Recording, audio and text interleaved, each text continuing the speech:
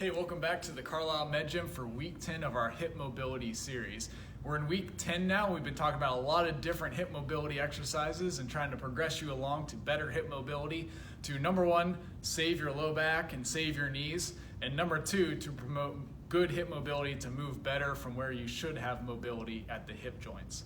So as we get to week 10 now, we're going to start making it a little more complex because now we've gone over some more basic ones, but we got to branch out a little bit. And for you that are getting really good at your hip mobility, we want to make it a little more challenging. So we're going to talk about a couple different exercises and then show you how you can combine them into a really good combo exercise today. So let's go ahead down here on the mat.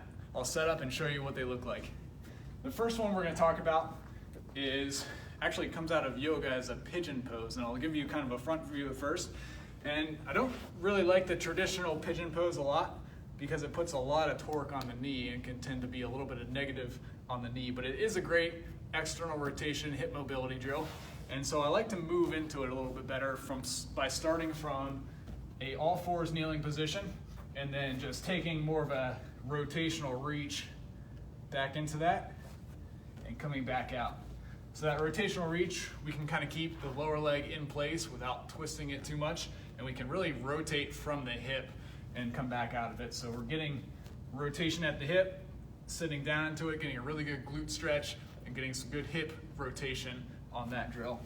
So the second one I want to talk about is a little bit similar to last week where we talked about getting into an abducted hip position and stretching the inner thigh, the adductor. Last week we talked about some rotation in that position, but a really good, just simple adductor stretch is a rock back from this position. So we're in a good stretched out position, flat back, and you're just rocking right back into it.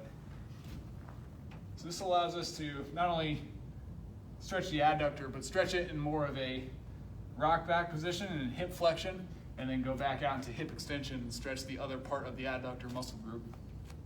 So to take this to the next level, we can add a little bit of a combination approach and get both pieces in one. So we're going to go with a combined pigeon pose mobilization and adductor rock back mobilization. Here we go. Sit back into that good pigeon pose, right out into the adductor, rock back, and keep rolling right through it. So you're getting a lot of good rotation over this hip, sitting down into that, as well as getting some good adductor stretch in that abducted position. So like I said, starting to branch out, make it a little bit more complicated, but getting a lot of good hip mobility on both legs all in one drill.